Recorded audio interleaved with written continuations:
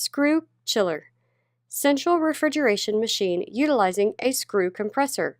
Rotary-screw compressors use multiple meshing helical screws known as rotors.